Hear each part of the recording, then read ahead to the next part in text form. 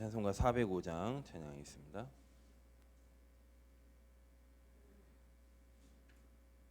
찬송가 405장입니다. 주의 친절한 팔에 안기세 우리 마음이 평안하리니 항상 기쁘고 복이 되겠네. 영원하신 팔에 안기세 주의 팔에 그 크신 팔에 안기세 주의 팔에 영원하신 팔에 안기세 날이 갈수록 주의 사랑이 두루 광명하게 비치고 천성 가는 길 편히 가리니 영원하신 팔에 안기세 주의 팔에 그 크신 팔에 안기세 주의 팔에 영원하신 팔에 안기세 주의 보좌로 나아갈 때에 기뻐 찬미소리 외치고 겁과 두려움 없어지리니 영원하신 팔에 안기세 주의 팔에 그 크신 팔에 안기세 주의 팔에 영원하신 팔에 안기세. 사도신경 하겠습니다. 전능하사 천지를 만드신 하나님 아버지를 내가 믿사오며 그 외아들 우리 주 예수 그리스도를 믿사오니 이는 성령으로 잉태하사 동정녀 마리아에게 나시고 본디오 빌라도에게 고난을 받으사 십자가에 못 박혀 죽으시고 장사한 지 사흘 만에 죽은 자 가운데서 다시 살아나시며 하늘에 오르사 전능하신 하나님 우편에 앉아 계시다가 저리로서 산자와 죽은 자를 심판하러 오시리라. 성령을 믿사오며 거룩한 공회와 성도가 서로 교통하는 것과 죄를 사하여 주시는 것과 몸이 다시 사는 것과 영원히 사는 것을 믿사옵나이다. 아멘. 우리 하나님 말씀 봅니다. 히브리서 5장 말씀입니다.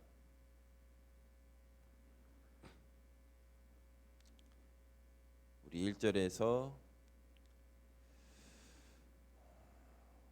14절까지 말씀 교도하도록 하겠습니다. 대제사장마다 사람 가운데에서 택한 자이므로 하나님께 속한 일에 사람을 위하여 예물과 속죄하는 제사를 드리게 하나니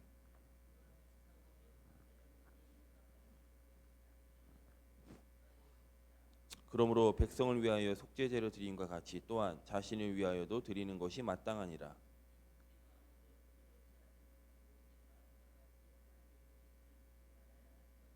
또한 이와 같이 그리스도께서 대제사장 되심도 스스로 영광을 취하심이 아니요 오직 말씀하신 이가 그에게 이르시되 너는 내 아들이니 내가 오늘 너를 낳았다 하셨고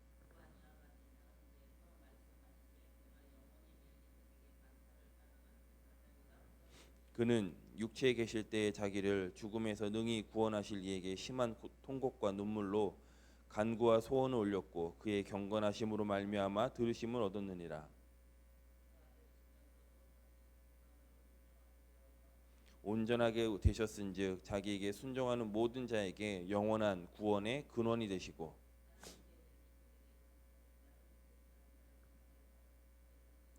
멜기세덱에 관하여는 우리가 할 말이 많으나 너희가 듣는 것이 둔함으로 설명하기 어려우니라.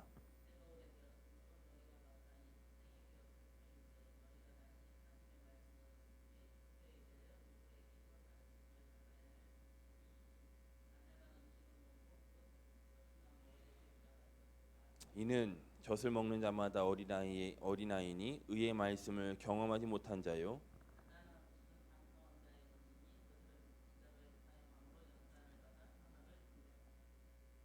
아멘.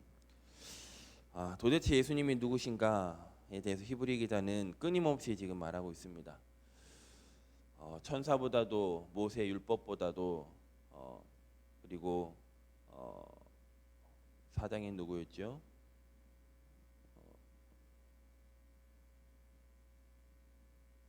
안식에 대해서도, 그리고 이제 오늘은 이제 대제사장에 대해서 말을 합니다. 사실 예수님의 공생애를 보면 대제사장처럼 하시려고 하신 적이 한 번도 없습니다. 오히려 대제사장에게 미움을 샀죠. 막 성전은 뒤엎고요. 그 대제사장, 그 아론을 통해서 대제사장의 사명을 하나님이 아론에게 사명을 주시죠. 그리고 그 아론 지파, 레위 지파를 통해서 결국 이제 대제사장을 계속 역할을 합니다. 한 명이어야 됩니다. 대제사장은요. 근데 예수님 시대는 대제사장이 두 명이었죠. 장인과 그 사위를 두고 대제사장을 했습니다. 이들이 관심 뭐에 있었느냐? 예배에 있지 않았고 오직 자기의 배를 배불리게 하는 그런 이제 뭐 제사 드릴 때 필요한 양을, 동물 이런 가축을 팔아서 자기들 배를 배불려 했죠. 그러니까 예수님이 그걸 보고 강도의 소굴이라고 얘기하고 너희는 너희 아비 마귀 이렇게 또 얘기도 하시고요. 그러니까 예수님은 성전에서 사실 예배하신 적이 거의 없습니다. 예수님은 밖에서 늘 영혼 구원에 관심 가지시고 산상 보훈을 하시고 누구도 가지 않는 그 현장에 가셔서 복음을 증거하시고 치유하시고, 그게 너무 싫어서 대제사장의 손에 의해서 그들이 고발하여서 특별히 그렇게 수많은 따랐던 사람들에게 복음으로 답을 안 내리니까 종교라는 이런 권위를 가지고 종교성을 가진 사람들을 막 선동하여서 예수님을 십자가에 못 박았죠. 그 예수님은 지금 대제사장에다 지금 얘기를 하는 거예요. 이해가 안 되죠. 어떻게 예수님이 대제사장을 할 수 있는가? 근데 오늘 히브리 기자는 그 예수가 대제사장이고 너희들이 아무리 말하려고 이해할 수 없는 멜기세덱이다. 지금 이제 그 말을 하시는 겁니다. 자, 1절에 3절 말씀 같이 있습니다. 대제사장마다 사람 가운데서 택한 자이므로 하나님께 속한 일에 사람을 위하여 예물과 속죄하는 제사를 드리게 하나니 그가 무식하고 미혹된 자를 능히 용납할 수 있는 것은 자기도 연약에 휩싸여 있음이라. 그러므로 백성을 위하여 속죄제를 드림과 같이 또한 자신을 위하여도 드리는 것이 마땅하니라. 예수님은 그리스도시죠. 그리스도는 기름 부음 받은 자라는 뜻입니다. 우리 너무나 잘 알지, 비밀이지만 너무나 잘 알고 있는 거고 이거 누려야 되는 겁니다. 왕, 선지자, 제사장입니다. 한 일에 대해 우리는 정확하게 알고 있죠. 왕은 사단을 결박한 겁니다. 제사장은 우리의 모든 죄를 속죄하신 겁니다. 선지자는 하나님 만나는 길을 여신 거죠. 그거를 설명하기 위해서 구약 시대의 그 제사장, 선지자, 왕을 기름 부어서 계속 세우는 겁니다. 그 대제사장마다 그 사람을 말하죠. 사람 가운데 택함 받는 겁니다. 그때 레위 지파였죠. 레위 지파 가운데 사람 가운데 택해서 대제사장을 세웁니다. 그가 뭐 했느냐? 하나님께 속한 일을 했습니다. 예물, 제사, 예배 드리겠지요. 근데 그 사람도 결국은 무식하고 미혹된 자를 능히 용납할 수 있는 것은 자기도 연약함에 휩싸였기 때문에. 그러므로 백성을 위하여 속죄제를 드린과 같이 또한 자기 자신을 위하여도 예배드리고 나가야 됐습니다.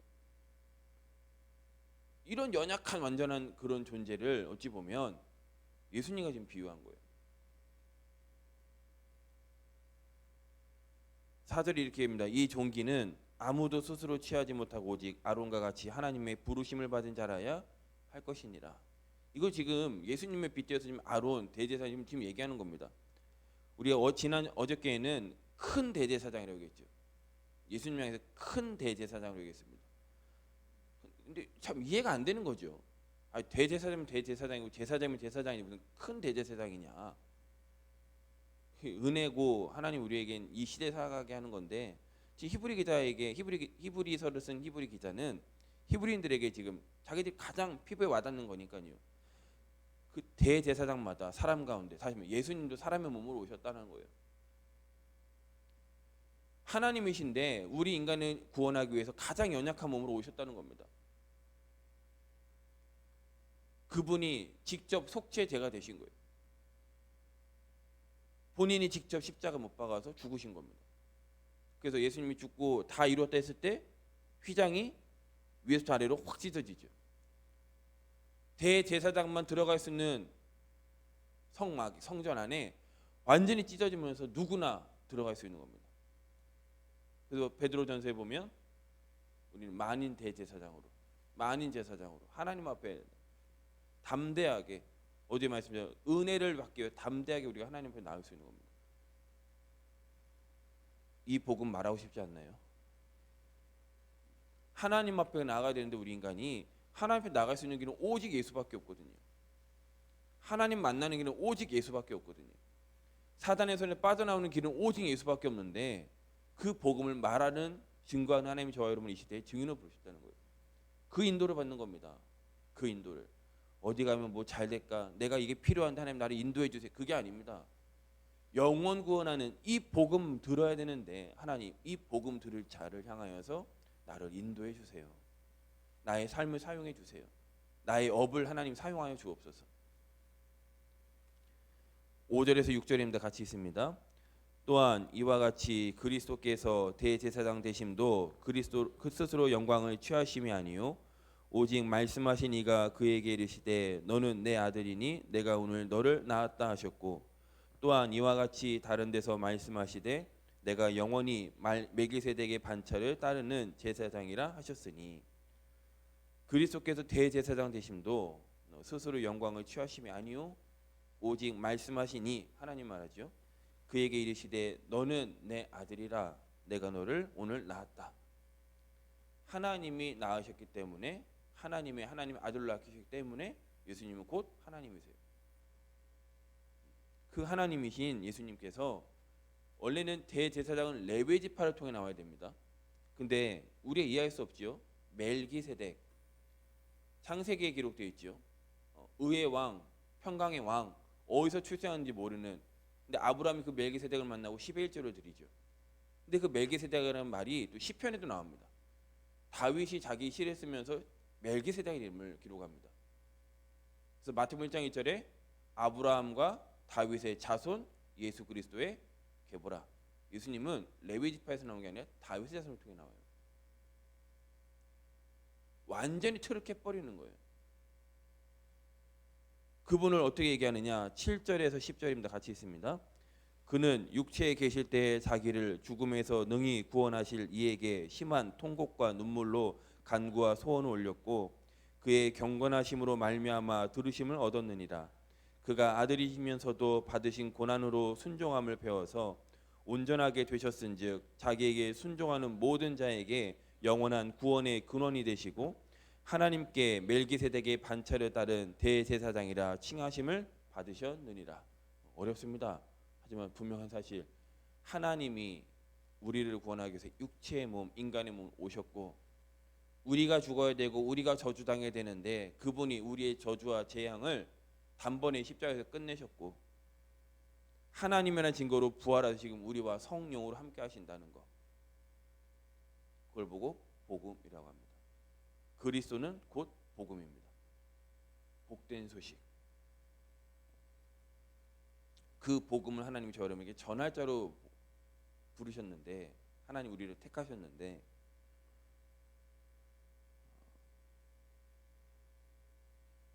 은혜가 있기는 우리가 정말 이제는 장성하여서 정말 씹을 만큼 하나님 말씀을 나에게 실제로 현장에 내 삶 속에 체험되어져서, 체험 중에 체험이 뭐죠?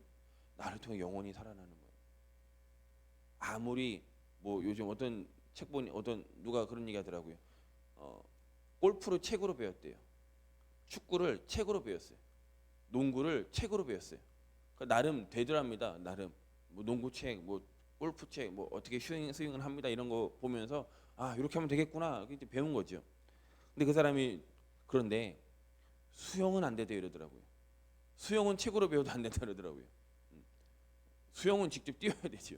직접 물도 먹고 이래야 이게 수영 실력이 나오죠.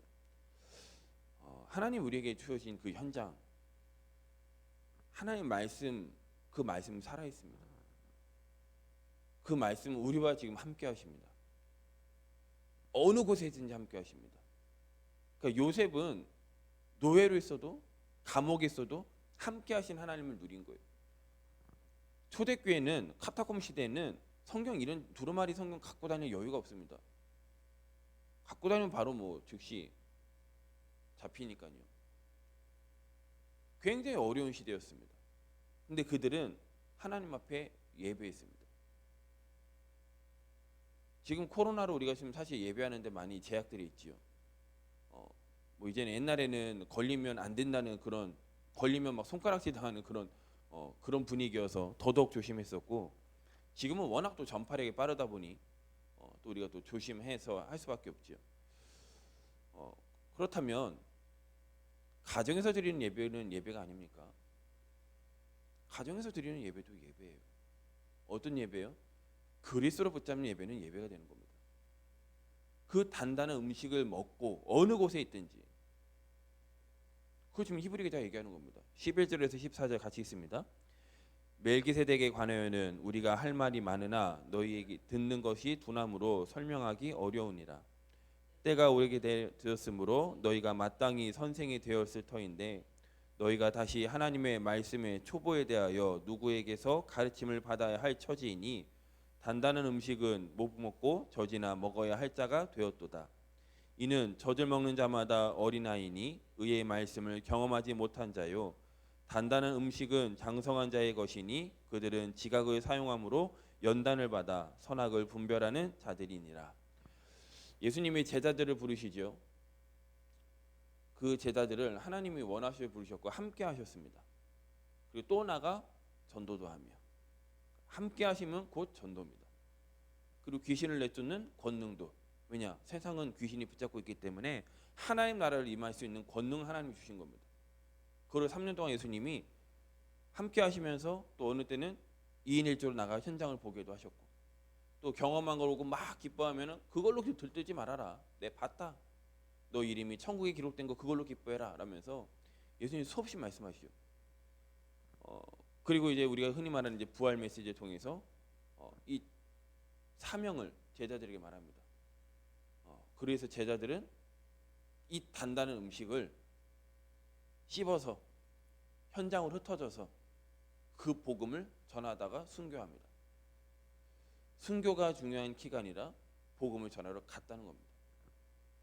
그냥 간 게 아니라 말씀 잡고 갔다는 겁니다.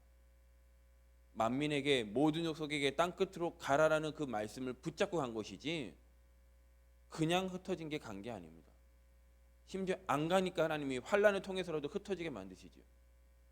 그들이 전한 것은 예수가 그리스도이시다는 것입니다.